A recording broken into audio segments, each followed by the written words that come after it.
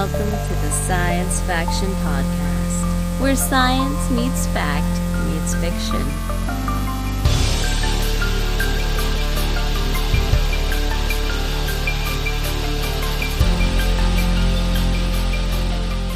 This is Science Faction for the week of December 15th, 2025. I'm one of your hosts, Stephen Dominguez, and with me today, two individuals who are so excited to be here. Hey, I'm Benjamin Daniel Lawless. You can hear it in my voice. I'm Devon Kraft. Wow, Devon, you actually do sound a little chipper. Yeah. Yeah, I think, look, I'm kind of like on top of things right now. Like I have more billing done at this time than I normally do. So I don't feel like I'm going to have to, like if we record in the middle of the day and I'm behind on billing, then it's like, okay, when this is over, I'm going to have only a few hours left. Like I'll have, and have to bill this many hours. And anyway, have happened to have billed a lot of hours today because I kind of started work early. So not as stressed out. Right on, man. Excellent. You, Ben? Why aren't you sounding more chipper?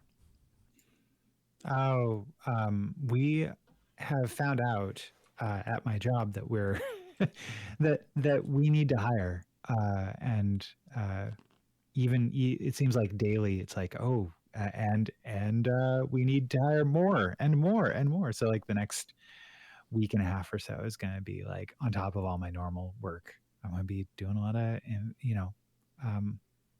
interviews, which is great, but also like it's like, oh, that wasn't what I was expecting to be spending the next 2 weeks doing, and preparing for the holiday season. So yeah, like I have the exact opposite of Devon's. Like, oh no, the deluge is coming.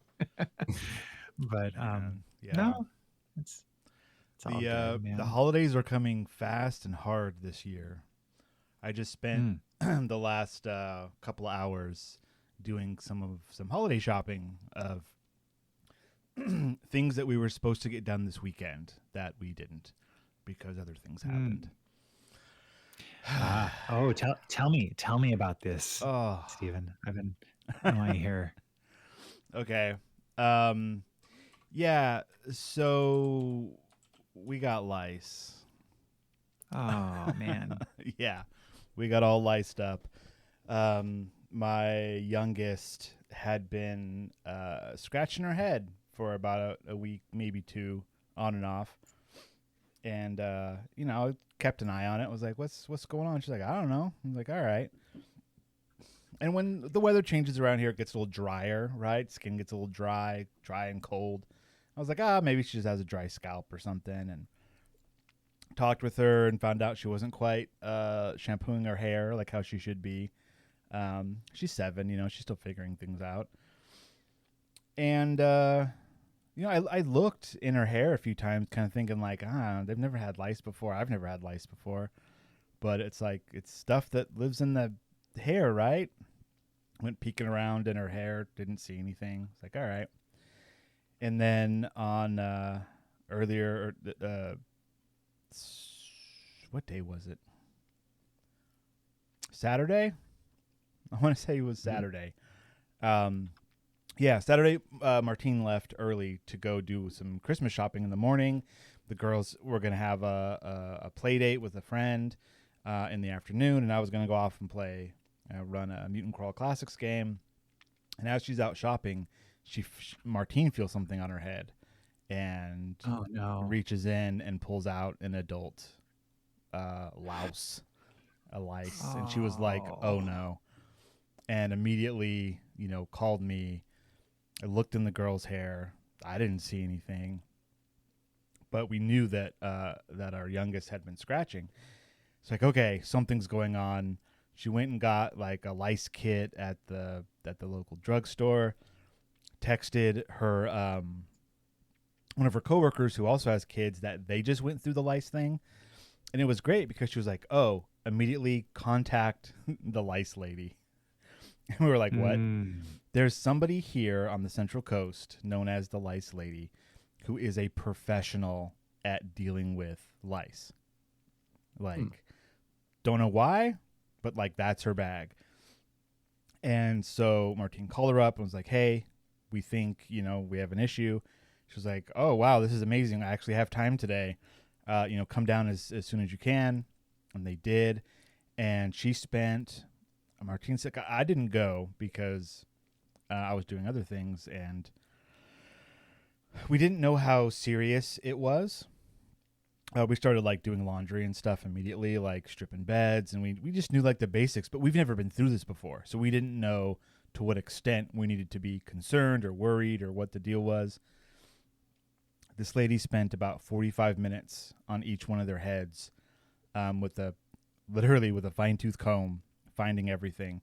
And it was not that bad, like at all. Like we caught it. You guys caught it just in time. It was about to go full-blown crazy in like another week or so if we hadn't done anything. So, wow. Yeah, there was only on my youngest daughter, I believe it was, so there's nits, which is like the eggs called nits. Then there's juveniles, and then there's the adults. The adults will bite you and suck your blood and lay a bunch of eggs.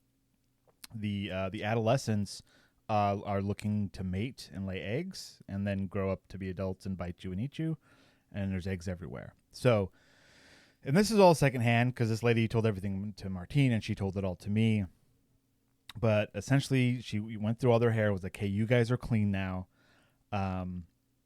Anything that your head has touched and you're home, wash it. We're like, okay. So all of Saturday, late afternoon, night, and all day Sunday was just laundry. That's all we were doing. Laundry and not touching anything. And then later that day, Martine, after learning all this stuff from this lady, she got one of those combs, went through my hair, didn't find anything, and I haven't had, any issues. But here's the thing that's messed up about lice that we didn't know. You can't feel them. They are so small. Like, it's not like fleas or like other bugs or whatever where you like can feel them walking around and stuff. Like, when you've got an ant on you, right? You get that little tickly feeling and you're like, oh, something's on me. Lice are so small that you can't even feel them. So Martine was sitting there as the kids were getting their hair checked. She's like, oh, I just feel like they're crawling all over me. And the lady was like, that's definitely in your head because you can't feel them. It's impossible. So anyways, an upside is that they are not burrowers. So if they fall off your head, wherever they land, they just kind of chill there and like wait for another warm body. Or after a couple of days, they die. So as long as you've got a clean head and you wash everything, you're good. So that's what we did. And that was all weekend. So like this weekend was going to be our big Christmas shopping like push to like finish things up, right? And then none of that got done. So now this week, like today, this morning, I just went to like 4 places and grabbed a bunch of stuff that, we've got our list. We know what we need to get. It was just a matter of getting out there and doing it. So that was my weekend. And this lice lady, shout out to her. She apparently has 2 businesses. One of them is this lice thing. I don't know what the other one is, but this time of year, she shuts down her other business to only deal with lice. She's like, oh my gosh. Yeah, because she said, people coming home from dorms will often have it. And so like this is like holiday break, right? Everyone's coming back home, and that's when like you'll notice, oh, it's happening. And she stays busy like through the holiday season and then stops doing it and then goes back and does whatever her other job is. And it was not cheap. There were 3 digits involved, and they were not low ones. But we know for sure now that and all the kids had eggs both kids had eggs in their hair. My youngest, I think, had some juveniles, but my oldest didn't. And Martine had eggs and I think a juvenile or 2, something like that. So like we caught it before it was going to be a huge issue. Yeah. So happy weekend. Hmm. That's what I did. Fun. Man, Fun. Fun. Yes. Had you, because I've grown up, I had lice growing up and it was not great. But yeah, how about y'all? No, it never happened. I've never had lice, no. Oh, Not that I can recall. They did say that it's harder for people with shorter hair for them to, there's like less hair for them to hold on to. So oftentimes it's not as bad with people with shorter hair. And also it has to do with how naturally oily your hair is. I have naturally oily hair. And so the eggs, if I did have something in there, they wouldn't like stick properly and come out with like a typical wash. And I do like, you know, I take a shower every day. So if I did have something, I probably was able to wash it out easily. Plus the kids, I'm pretty sure my youngest like got it from school or something. And she's a big cuddler and will like rub her head and face on other people. So it doesn't surprise me at all that if she was the carrier, gave it to my wife, gave it to my other kid. She doesn't cuddle with me as much with my head, so that makes sense as well. Yeah, it's just, you know, one of those things, I guess. I don't know. What a great episode this is, you guys. It's just one of those things. Lawyers, billing, lice infestations. Yeah. Oh, here was the big tip. You don't have to wash everything. The heat in the dryer will kill them. Oh. So like pillows and stuff, you don't have to wash them and dry them. Stick them in high heat in your dryer for 40 minutes, and that will kill them. The heat will kill them. So there's a tip for you. If you have a worry of Christmas lice, you know, wash your stuff, you dirty person. Anyways, hey Ben, tell us about Sektori, and let's get this thing back on track. Sure. Hey, I know that we're at the end of the year, and everybody's thinking about their games of the year. And I'd like to highlight a little game called Sektori. Sektori. It is a like it looks like Geometry Wars, y'all. That's but it's like the best Geometry Wars like game I've ever played. The way I that like immediately I said, you know, hey, I'm in, is when I heard someone describe it as, imagine the best Dreamcast game you've never played got a remaster. And that's so it's intense, it's fast paced, it's a twin stick shooter, it's got a bunch of techno music, and immediately, like when playing it, I go into a flow state, and yeah, it has a lot of stuff that kind of make it better to me than Geometry Wars. It has a sense of progression, so it's kind of a roguelike a bit, and so as you collect certain tokens, you can upgrade your stats in certain ways depending on how many you get. So like it starts off with, if you collect one token, then you can upgrade your speed. But if you collect 2 tokens, then now like you can't upgrade your speed right now, you have to upgrade your score. And then the 3rd token, it's now, okay, well, hey, those 2 you can't get right now, but you could upgrade I think strike, which is like a you pull the trigger and you go in one direction and you cause a bunch of destruction, which is really, really nice. And so yeah, it's got a bunch of different options, and like it's a game that has a lot of legs. I've had it for about a week, and I don't play as much as I talk about video games. I don't play for very long. I've put in almost 10 hours into it this last week. Nice. Yeah.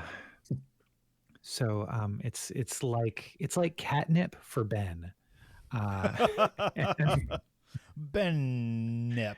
It's Bennnip. Yeah. So good times. But unfortunately, it doesn't yet have a Switch or Switch 2 version.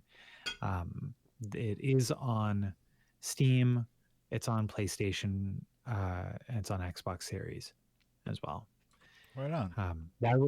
Why would I be concerned about a Switch 2 version? Well, because of Devon. I always want to Yeah. recommend If games it's on to Switch Devon. 2, then I'll be able to play it. Otherwise, probably not. Man, too bad the device you're currently talking to us on couldn't possibly play video games. There's no way. It's impossible. No. Well, I am talking to you through my work computer, so that actually is true. But I am sitting next to my gaming computer, which does have that capability. So, Well, speaking of computer games, let me jump in real quick because I recently have been playing a bunch of Arc Raiders, which has been a ton of fun. And now that I've got several hours into it, I feel like I can talk about it a little bit. Arc Raiders is a loot 'em up, if you will. So got a third person camera. You're running around these areas trying to find loot, and there's like a countdown timer, and there are a bunch of different exits around the map. And as the countdown timer goes down, those exits become unavailable. And there are robot enemies. That's the deal here. It's some kind of future after a war where the humans lost and all the robots are on the surface. There's like one city that you live underground in, and then they send out these raiders. You're one of these raiders. They send you out to the surface to grab stuff and bring it back. Now, the hook here is that you can either team up with or fight with other players. And if they kill you, they loot you. You lose everything. So it's got that rogue. That's not very nice. It's not very nice. And in fact, there are a lot of really nice people playing. And you can, so like if you get a cool gun and you put like attachments on it and you collect ammo for it and it's a really awesome gun and you run out into the world and like, yeah, I'm going to kill some robots, and then someone takes you out. Sorry, all that progress is now lost. So it makes people be very cautious. And you don't want to just get in a random gunfight, because if you could put in hours and hours into your gear, and your gear will degrade. So you have to like keep it repaired and stuff. So it's kind of this gameplay loop of go out, loot some stuff, find the closest exit and get out like fast. I have yet to play teamed up with people. You can go in like a groups of 3, I believe, and you can attempt to take down like the bigger robots. And these things are deadly, and they're typically up in the air. So it's like this weird thing where like most games, you have stuff on the ground coming at you, but rarely stuff is floating above you. There's lots of audio cues, like when because they're all like drones and stuff. It's wild, and those are called arcs. And I don't know what that stands for, or if that's in the lore or what. There's a lot of like, they're just kind of zooming around. There's different kinds. They do different things. They drop different loot, and you need stuff from them to upgrade your own stuff and to move forward. And there's a whole like crafting system with the weapons and like, not really armor. The armor is more cosmetic. There is no armor. It's cosmetic. You have a shield. It's like this shield device that you have, and you can upgrade those and stuff. So you have your shields, you have your weapons, and then you have your inventory slots. So there are different loadouts you can do. You can load out to be more combat heavy. You can load out to be more like looting, and that's all like up to you and how you want to play. The game is cool. It's been a ton of fun, and it reminds me something about it reminded me of you, Ben, because you like to play games in short bursts. You're like, yes. I'm gonna sit down. I'm gonna play this game for 20 minutes. All right, now I got to go to one of my other 15 jobs, right? And so, in Arc Raiders, when you load up a match, when you go out to from your home base out to one of the maps, and there's like 5 or 6 different maps, something like that. the longest that you can be there before the last elevator shuts down, because there are elevators that lower you back down. I want to say is 28 or minutes or something. It's like some odd number. It's always, I think you know what it is. They stay active for 30 minutes, but as soon as one person loads in, the timer starts. So you get in and you have like 28 minutes or 29 minutes, or sometimes you load in, you have 10 minutes, and like half of them are already closed down because you're just, that instance of the map has just been counting down this whole time. So it is almost impossible, unless you are like set up with buddies to like keep going out, to play for more than about 20 minutes. And the longer you play, the more dangerous it gets as well. It's like more and more robots start showing up. The elevators start shutting down. The only people surviving that long are the people with a lot of good gear, and they can take you out if they wish. So it's a lot of fun, and I believe it's only like $40. So it doesn't have a huge barrier to entry. It runs on my PC fantastic. I have a decent rig, but like Devon, we were playing the bug game Helldivers 2. We were playing a lot of Helldivers 2. It's got that same like level of graphic fidelity, maybe a little bit better, but it's about that range, which is pretty good. You know, it looks decent. You got these big maps, you got stuff to do. So I recommend it. Now this game's gotten a lot of negative press because of the use of AI for NPC dialogue. Has that been something that's like bothered you throughout your playtime of it, or even noticeable? What NPCs? So like back at your base, there are like a series. I think there's like 5 different vendors, and they like say stuff to you, and they'll give you quests. I had no idea that they were they AI voiced instead of voice actor voiced. I feel like there's been a controversy there. That's just how I know about Arc Raiders. Okay. I haven't heard about any of that, and it was not anything I noticed. And I typically ignore what they say. So, okay. I imagine because like. You needed to you have to interact with these vendors to like sell stuff or buy stuff, that kind of thing, and they say, oh, go on this quest, go to this place and look for this thing, and you know, it's really simple stuff. There's no big like cutscenes or like interactions. There's no like story really, besides like what you get when the game first boots up. You get like a minute long like, this is you wandering the wasteland with like a narrator like saying some stuff, and then that takes you into like the demo level, and then after you're done with the little demo level, then you go down to the city, and then the game starts proper. So there's not big like cinematic events or anything. There's just vendors saying stuff at you, which if that's true and it's AI and they're, you know, okay, so they saved money to not hire real voice actors, but they're not really like acting. It's just like, hey, I see that you're back. Want to buy some stuff? Like, you know, it seems that it's specifically about a text-to-speech AI being used that was trained on recordings of real voice actors who were paid and gave their consent to have their voices used this way. Okay, but still, a game in which you are at war with a robotic force, yet also had a robotic force used to make the game. Like, it seems a little ironic, don't you think? This sounds like a non-issue, and I'm going to stop thinking about it. All right, very good, very good. This is what immediately upon hearing about Arc Raiders, you sent me the trailer for it. I was like, oh, that's interesting, cool. Mm-hmm. And then like the first thing I heard about it afterwards was like AI controversy, and I was like, okay, let me come back to this after this is all kind of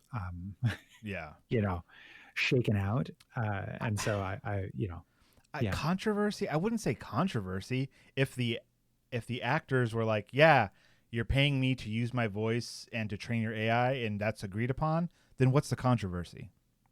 If they stole it, right? If they just went on to Chat GPT and was like, hey, make a voice for me, like, okay, I get that.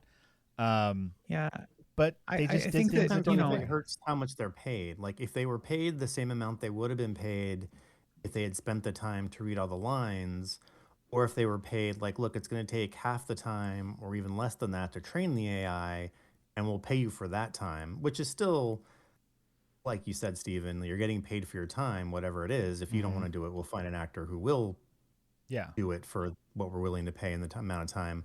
It's just kind of a race to the bottom at that point of what's the littlest we have to pay for to get the most output, and that kind of hurts Right. actors. But that's Yeah. the story of AI for every industry, really. Yeah, this is one of those growing pain things. At least like they're not using this AI voice in like grand, 20-minute cinematics that like if you look at something like Death Stranding that has like actors in it and like these big cut scenes with all this storytelling, that's not what this game is. This game is like, hey, go to this place and look for boxes with strange symbols on them and then let me know. Like it's just that kind of stuff, which in a game like this, which has their like right away, like this is pretty new. This game's only a couple months old, I think. And there was like another map that we as the community just worked towards to unlock. And if that's how this game is going to progress, if that's what the roadmap for this game is like, oh, we're just going to keep unlocking these little things and we just need like little clips of dialogue here and there. And we're going to, seeing how our community interacts with the game, then we can adjust the game accordingly. Like using this AI thing is better for this small studio than having to hire voice actors, record everything, and then put it in the game. Right? Like it's like a logistical issue. That's not what this game is. This game, if this game had been released like 10 years ago with the same stuff in it, you just wouldn't get dialogue and there would just be text instead because they're like, oh, well, we can't hire voice actors for this. So just read the text and that's all we got for you. Or like a canned response of like, hey, Arc Raider, we've got some news for you. And then like the text pops up. Like that's what it would be and the game would still be just as good. Right. So, yeah, a non-troversy, is that a word? I guess it is now. But no, I mean, I think that like increasingly I'm kind of coming across things where like I see something online and I'm like, well, or I hear something. I hear the digital voices that are trying to sound real, but they don't. They get some pretty basic things wrong, and like it brings you out of it. I came across like at work, somebody was like, hey, take a look at this 2.5 minute long AI generated video and stay to the end, stay after the credits. And I was like, I got 30 seconds through. I'm like, I can't keep watching this. Like, no, I'm good. Thank you. Yeah. So like there's a quality to it that goes outside of the ethical portion of it. So yeah, I'm not necessarily saying, hey, there's a problem with the use of AI or there isn't a problem with the use of AI. I was just kind of curious because I just heard a lot of AI stuff regarding this game and thank you for letting me know. Well, there it as is. someone who's played it. Fantastic. There it is. All right. Should we move right along or does Devon need video game recommendations? We talked about it before for a while. I'm sure we'll have time to talk about it. Oh, that's right. Yeah, that was in pre. If you're a patron, then you've already heard that talk. Yeah, and I'm already preparing a spreadsheet that I'm texting you guys both here of my good. of my Switch video game recommendations. So speaking of that, let's see. Christina's husband is interested in a Switch. He at the Mutant Crawl Classics game that I ran, there was some chat about it, and one of the other guys is gonna let him like borrow his Switch, but he was asking a lot of the same questions Devon was asking about, like, how does it work? What game good? How make Switch fun for me? So yeah, there was a lot of like Zelda talk and stuff. which are like, Okay. classic Switch games, if that's the kind of stuff you're into. I would be curious why he's interested in a Switch and not a Steam Deck. Would be kind of a question I pose to a lot of people that are thinking about that. Probably just knowing that it exists. Oh. Like we all know what a Nintendo is, but not everyone knows what a Steam Deck is. Yeah. Well, hey, Greg, the standing desk converter I've offered you is still available, but not for very long. So, jump on it. Come on, my Greg. friend. Hop in the Discord. Give us and take the chicken out. Put it in the crock pot, Greg. Or just text me back, man. Or just just text him back. We're calling you out live. Let's go. Yeah. Right. The Mutant Crawl Classics game was a lot of fun too. I was running a pre-written adventure called When Manimals Attack, and they were investigating an old zoo. And I'm not going to get into the nitty-gritty of it, but what was funny is that the first section they went into, when they like broke into this old zoo, it was like a big dome, right? And there was reasons for them to break in there. So they find a way in. They come across some inhabitants. They're all manimals, which is like part animal, part man, mutant things. And what was pre-written in the adventure was like, oh, you talk to them, they give you a lore dump on what's going on, and then you move forward. Well, the group decided to lie to them and made them very scared, and so they didn't get a lore dump. And so for the rest of the session, they were doing stuff and moving in the right direction, but had like no context for what was going on. As a judge, which is what the GMs or the DM is called for a Mutant Crawl Classics game, as a judge, it was I had to do some juggling in the background to try and make things make sense. But it was a lot of fun. They had a lot of fun as well. And man, they tore through the whole adventure. Anytime any enemies came up, they just blasted the heck out of them. One dude, this is cool. This is what I'll end on. One of the characters is a plantient, which is it's a sentient plant, a plantient. And they've leveled up and mutated a bit and have gravitational lensing powers. And so twice in this session, this giant tree beard man reached out his hand and just singularity crushed the enemies into like little balls of nothing, which was narratively great. There was they came across this psychic woman who was going to just destroy him, and he rolled really well and crushed her entire body into a softball-sized lump. I was like, well, she's dead now. No talking with her. And then did it again later with a robot, and it with the same effect. Those rolls were great fun. It was a good time. It was a good time we had. All right, let's move on. We're already half an hour in. Let's get to some future or no future for me. Cough. Future or now?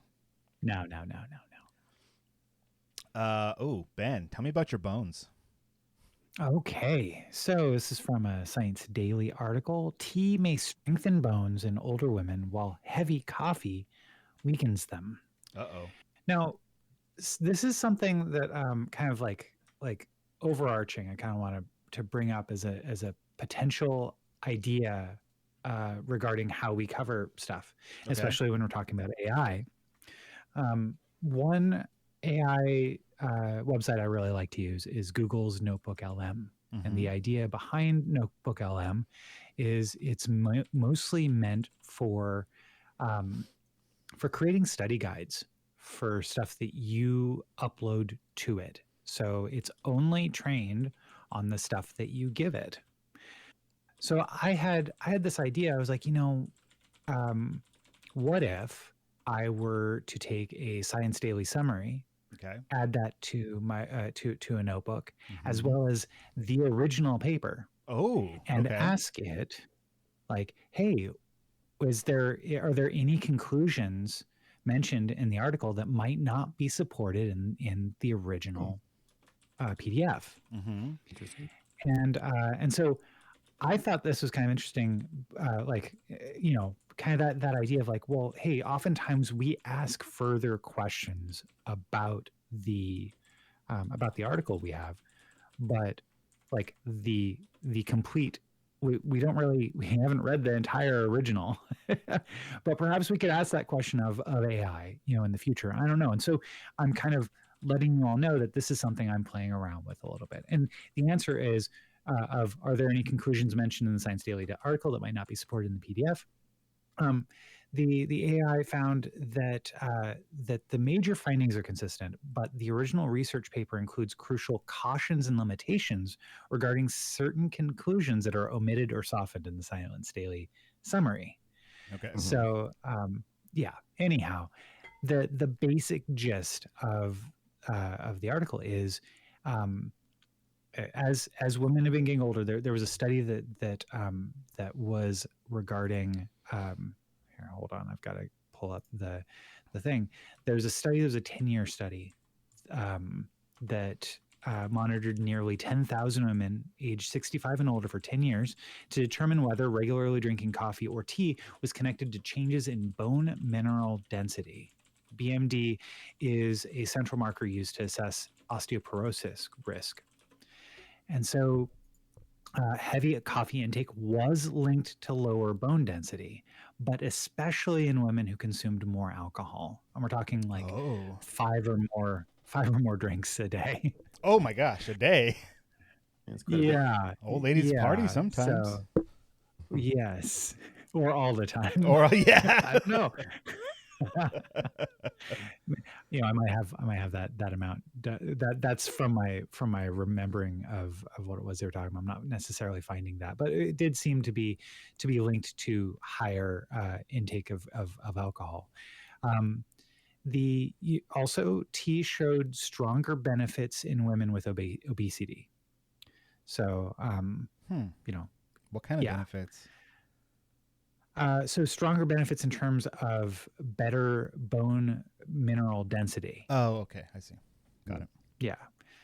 Coffee consumption was negatively associated with femoral neck BMD in women with higher alcohol intake, and tea consumption appeared particularly beneficial for those with obesity. Wow. So, Now, the original paper's discussion section immediately provides a crucial warning that is absent from the news summary. These subgroup findings should be interpreted with caution as they are likely underpowered and may be susceptible to type 1 error. They are primarily hypothesis generating and warrant validation in future larger studies. So, the basic idea here is, I know that we love talking about the benefits of tea and coffee and all this sort of stuff on the show. And I was like, oh, hey, a coffee article. Let me see about this. And the answer is, this does not necessarily say, hey, stop drinking coffee. But it does seem to say that, like, there is, especially if you're kind of going through a lot of other health related stuff and consumption related stuff throughout your life. It's non-significant in terms of statistically whether or not tea is going to be better for you later on in life than coffee. Yeah. I mean, what's interesting to know and to remember is that just because a study was done doesn't mean that something concrete came out of it. Right. Like a lot of times a study is for like information finding. Like, okay, we think maybe this, let's study it and find out some more information. This seems like, hey, they studied it, found out some more information, but not enough to be like, and now this is true. It's like, no, we found these things to sometimes be true. And that doesn't necessarily mean there's some drastic conclusion to be brought about because of it. Right. And so, I mean, like there is some research that does suggest that caffeine content can interfere with calcium absorption and bone metabolism. You can offset those effects by adding milk. So, you know, right. But like really, older women, it's important to get enough calcium and vitamin D in order to maintain your bone health. I imagine that's true for everybody, like as we get older. But yeah, so Good to know. well, and this as it develops. Yeah, good deal. All right, Devon, why are we even thinking at all? Tell us the answer. So I'm using an article from Science Daily. It says why consciousness exists at all. And this is mostly, or it is, about birds, really, and how birds show some of the same traits of consciousness and how they develop that consciousness with a brain that has different anatomy from humans, which shows that consciousness possibly could evolve in different ways at different times. So they break down the three main distinct forms of consciousness. And this is from the researchers Albert Nguyen and Carlos Montemayor. They say there is three roles to consciousness: one, basic arousal; two, general alertness; and three, a reflexive self-consciousness. So they say that evolutionarily, basic arousal developed first with the base function of putting the body in a state of alarm in life-threatening situations so that the organism can stay alive. Pain is a good example of this. It often triggers a survival response such as fleeing or freezing. So then they talk about how attention and learning evolved. That's the second type. It makes it possible to learn about new correlations. First, the simple causal correlation, such as like seeing smoke and then understanding that means there's fire. But also target alertness also lets us identify complex scientific correlations. And then the last one is self-awareness and social life. Humans and some other animals go a step further by developing reflexive self. The way they write it, it's like parentheses self dash in parentheses consciousness. Whatever that. In its more advanced form, this ability allows individuals to think about themselves, remember the past, and anticipate the future. Also lets us build mental images of oneself and use the image to guide decisions and plans. In its simple forms, this one developed parallel to the two basic forms of consciousness. In such cases, consciousness experience focuses not on perceiving the environment, but rather on the conscious registration of aspects of oneself. This includes body states, perception, sensation, thoughts, and actions. What? So then they apply this. What? I don't know. Just a lot of words you're throwing at us. I don't know what's going on. Okay, well, I mean, I think that would kind of be like the highest form of consciousness, and able to reflect on oneself, to feel that you're a person existing in the world, have a mental model of what you look like, because you're not just perceiving the world, but you have an idea of what you are, even though without mirrors and things, you might not really have an idea of what you are as an individual. But when you develop this higher form of consciousness, you can kind of place yourself within that model. And then once you do that, you can make decisions and choices and see and think and hypothesize where that will put you in the future. Okay. So they go through this with birds. Birds do more than automatically react to stimuli. They appear to have subjective experiences. Like when pigeons are shown visually ambiguous images, they alternate between different interpretations, much like humans do. So for crows, it shows that certain nerve signals in their brains reflect what the animal perceives rather than the physical stimulus itself. When a crow sometimes consciously detects a stimulus and sometimes does not, specific nerve cells respond in line with that internal experience. So it's basically they can do more than just, what we kind of think of as probably the initial evolutionary strategy for consciousness is to bring in stimuli, be able to evaluate it, and react accordingly.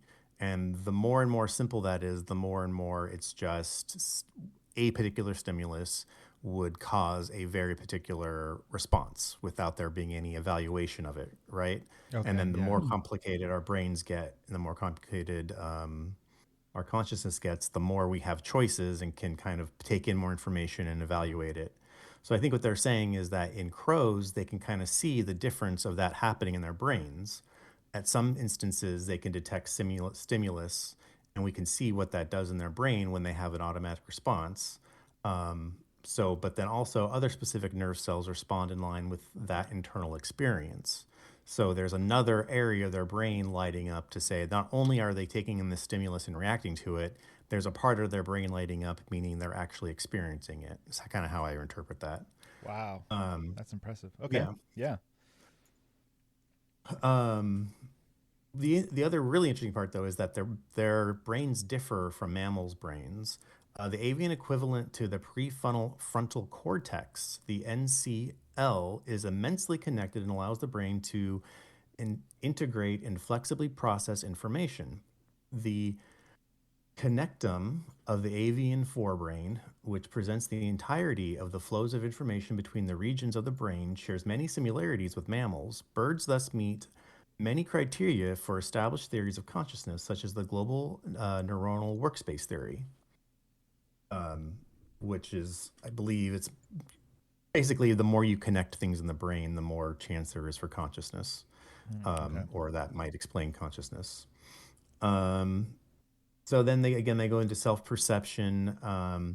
So there's the mirror test, which I think we've talked about before. If an animal can see itself in a mirror and not realize it's seeing itself, and understand that when it does something, the animal reflected does something, and it can associate that thing is them. It's the test usually like they put like a dot, like you draw a dot on the animal, and the animal, rather than touching the reflection and being like, why is there a dot on that animal in the reflection? It touches itself to show that it understands that what it's seeing is on itself. Oh, okay.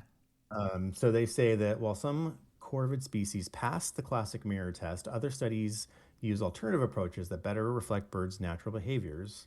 These experiments reveal additional forms of self-consciousness in different species. And then, quote, experiments indicate that pigeons and chickens differentiate between their reflection in a mirror and a real fellow member of their species and act to these according to context. This is a signal of situational basic self-awareness.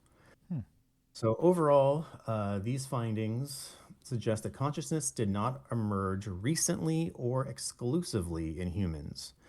It appears to be an ancient and widespread feature of evolution.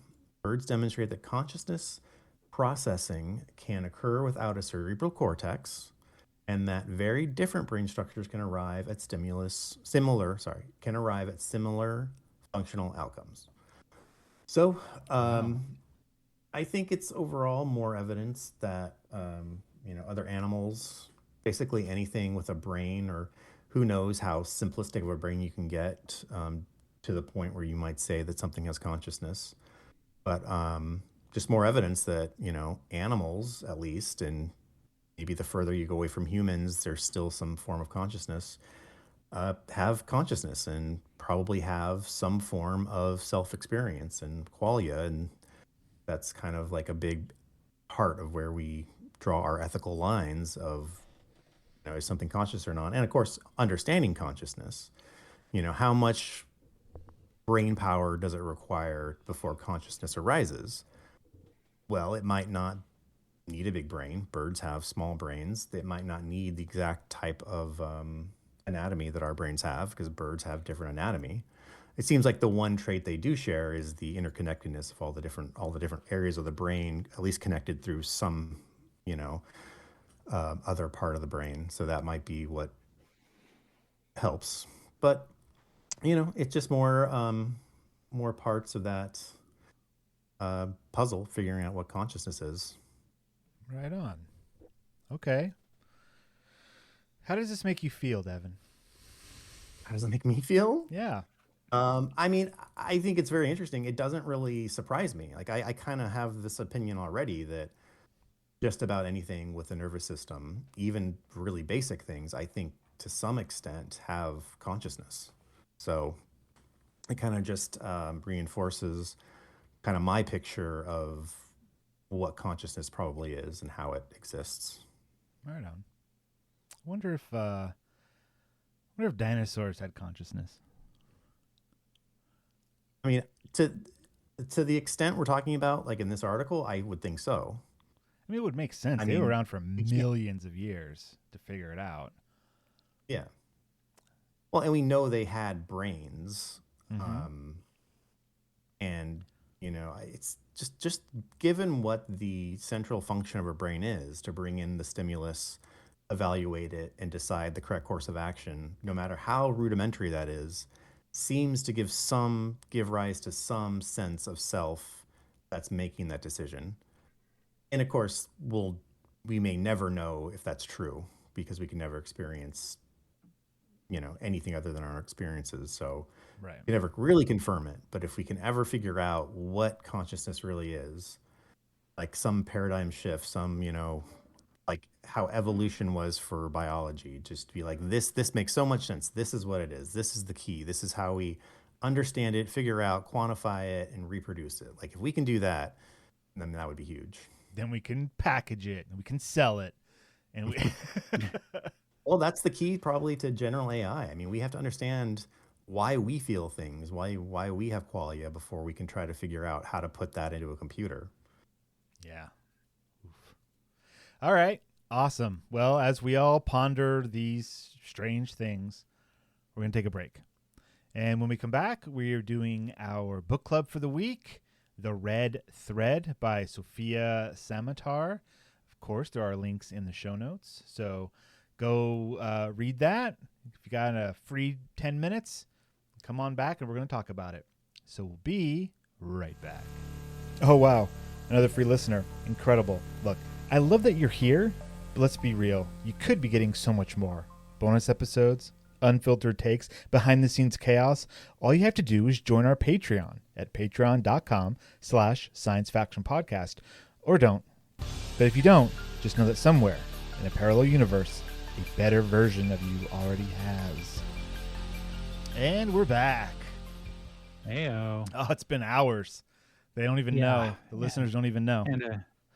And a big thank you to our patrons, Renee and Josh. You know. They know. Oh, they know. Yeah. All right. Tell us what we're reading for next week, Ben. Next week, we're reading The Janitor in Space by Amber Sparks, which thank you for that title, because I cannot wait to read this. I think it's going to be great, just from the title.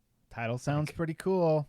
Not too long of a read either, probably 5 to 10 minutes. So a true short story. This week, we're reading The Red Thread by Sophia Samatar. Now, I thought it was kind of interesting, like reading through the bio at the end. Turns out that her first novel, the epic fantasy A Stranger in Alondria, won the 2014 Crawford Award, the British Fantasy Award, and the World Fantasy Award, and was included in Time Magazine's list of the 100 best fantasy books of all time. Wow. That was her first epic fantasy book. All downhill from there. her first novel. So yeah, like it's kind of cool to be reading like a speculative short story by someone who has won some pretty prestigious awards. And it looks like this was written in 2016, so a couple years later. She's writing this thing. Right. You know, she decided to muck about with all the little people and write this thing. So this story is interesting because it is the format is a series of one-sided letters talking to somebody that we never meet about events that have already happened in a war-torn post-apocalyptic U.S. kind of. Mm-hmm. Yes, definitely U.S. Definitely the U.S. Yes, because they do talk about South Dakota, North Dakota. Right. Big Dakota energy with this one. I don't know what that means. I mean, am I the only one on this show who's been to the Dakotas? Like, I haven't been. I have not been. Wow. I guess so. Okay. then you got to That listen to gives me. you some Like, special insight into this story, so you should explain it. that's right. That's right. Yeah. Like, I think it's also of note, like a really cool thing to note here is that the issue of Lightspeed magazine that this is from is from an issue called, it was issue 73 from June 2016, which was the People of Color Destroy Science Fiction issue. Whoa. Which, Okay. yeah, I mean, kind of bring, like, that has some multiple meanings of it, but it was like a bunch of creators and editors of color for that issue. So it's that's pretty cool. That's neat. Yeah. Yeah. But the main character is Sarah, and who is kind of leaving messages on a telecommunications network for her ex-lover Fox. Oh, And a lover. Okay. oh, did you not pick that up? I couldn't really tell. They said they slept together. Yeah. What? Yeah, in the cave. Towards the Yeah. end, it was made explicit. Oh Yeah. my gosh. Okay. I guess I skipped that part. All right. I All listened right, to all it. right. How did you guys take it in? Read it? I started reading it. I listened to the whole thing, and then I came back and read certain parts that I was like, I couldn't have gotten that. Like, I don't quite understand. So I went through it a couple times in both forms. I read it from the website, but in 2 different sessions. I read like half of it one day and then like the other half another day, I think. And so maybe that's why I don't remember that last bit. Yeah. But the basic idea is Sarah's going from safe haven in America to safe haven in America, actually all throughout the world, with her mom. Mm-hmm. And her mom has a terminal disease and has decided that she wants to die where she was born in North Dakota. Mm-hmm. So she's they're together making their way. And Fox was originally part of the group that they were hanging out in, but had left for, like, just kind of suddenly. And Sarah kind of decided, you know what, I'm going to try to keep in touch with Fox, keeps on leaving messages, and doesn't really hear anything back from them. And yeah, But I guess that's keeps, kind of the keeps the reaching out though. Yeah. Right. And until the mom passes, and now she gets to decide what she wants to do with her life. Yeah. So this was a very like mom-centric story. Like a lot of the main character's life revolved around her mother. Which, did you guys catch that she was in a wheelchair? No, I didn't catch that. It Mom? Or... Yeah, because it said a couple times like she was pushing her, and they talked about wheels. Like, it's not very explicit, but I'm pretty sure her mom was in a wheelchair. Anyways, and her mom was a teacher. There's something going on in the world with, was it like an infection or? No, they ran out of fuel. Ran out of fuel. Yeah, it seems like there were a few things going on, because they did mention quarantine, or like quarantine zones and a plague at some point. Yeah, isolation places, and they're for sure. There's a lot going on that's not explicitly said, but is like touched upon. But the general idea is, it seems like there was I guess some kind of epidemic, as well as socioeconomic collapse of the United States, as well as a lack of fuel. And so all of these things, like in tandem, came together, and Sarah and her mother and Fox all belong to what they called the movement, which kind of just started off by a bunch of people getting fed up, sitting in traffic, and decided, you know what, like, there's no use for us to continue here in these cars. And they just got up and started walking. Like, imagine if LA, like, they just like got everyone just got out of their cars one day, like the traffic jam was so bad, got out of their cars, like, you know what, cars are evil. We're just gonna walk now, and that's it. Like that was the beginning of the movement. Yeah, and they, and the movement also involved people like the structures in place opening up prisons. There are no more prisons, and theoretically, that's actually so. This story has a lot to commentate about immigration and about the demonization of immigrants, and how immigrants like belong here. Yeah, specifically in the United States. And so I thought like all of it was just so fascinating. Like it felt a little Fallouty. It felt a little I mean, interesting. It feels a little today-ish. Some of this stuff. Yeah, like one of the lines here. I believe it's when the mom's telling stories to the daughter. When she was a kid, she says you could barely go anywhere at all. Borders, checkpoints, prisons, the whole world carved up, everything owned by somebody. And that's kind of how we're feeling right now, you know. I mean, there are no blank spaces on Earth anymore, right? Like there's everywhere is owned by somebody, something. And we have borders where some places have checkpoints. We definitely have prisons. Like it's like they took, what could be bad and said like, well, what if all of that was just what everyday life was? And then things get worse. Because what do you do in that kind of world? Yeah. And they talk about working for terrorists. They could seize you for anything. Yeah. There are parts of the story that felt very real. Yeah. Anyways, so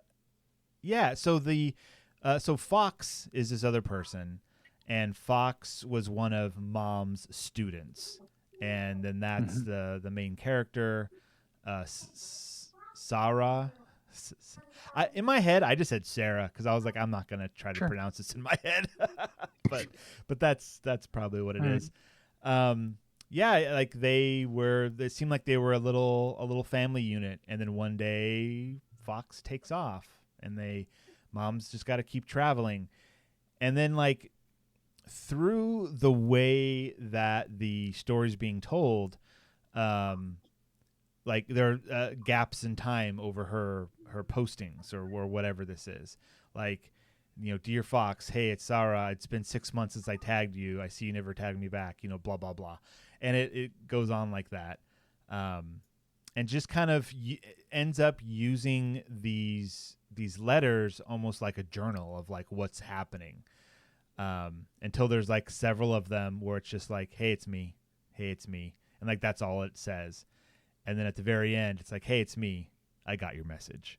Meaning Fox finally responded, and that's where the story ends. Very interesting story. Kind of this slice of post-apocalyptic life is what this was. What did you guys think? I see that we're running out of time here. What did you guys think of this thing?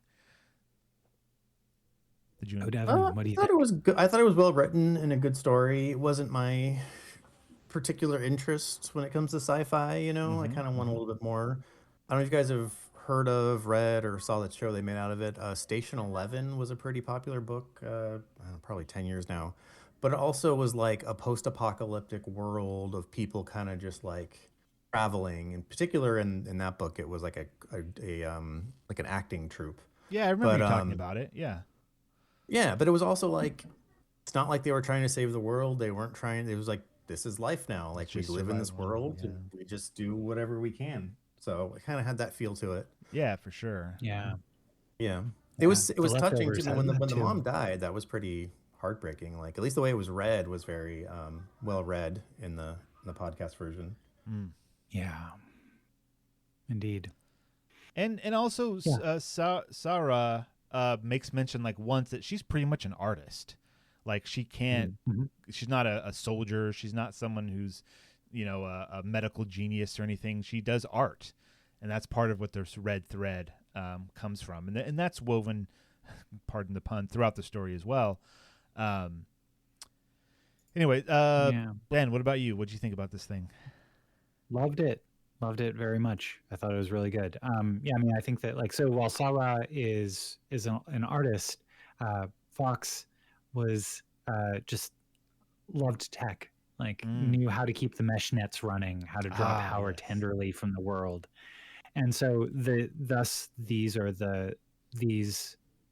messages that are being left are on the mesh net that like he's keeping running and that she's able to access. So it's it's a really cool little portion of it. The story, like sometimes I'll read a story like this and be like, I liked it, but the things they hinted at almost sound more interesting than the story that we're told. This one isn't quite that. Like if there were more stories, perhaps there are, in this world, I'd be interested in checking them out. But this also does feel like its own story that can stand on its own. And it doesn't make me go like, but what else? It's like, oh yeah, this is a good complete story, but the world's super interesting, and I wouldn't mind more of that. Yeah. All right, gentlemen, we are at the end again. Once again, next week, The Janitor in Space by Amber Sparks. Links are in the show notes to check that out. And sorry if this feels a little rushed, but it is. Devon, do you have any final thoughts for us? Nope, I do not. Okay. Ben, any last words? Yeah, I had a goal to lose 20 pounds by the end of the year. Only 30 pounds left to go.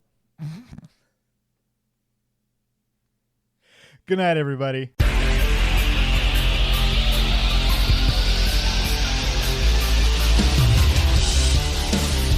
This has been the Science Faction Podcast. Tweet to the host at SciFact Podcast. Email them at sciencefactionpodcast@gmail.com and visit sciencefactionpodcast.com for more episodes.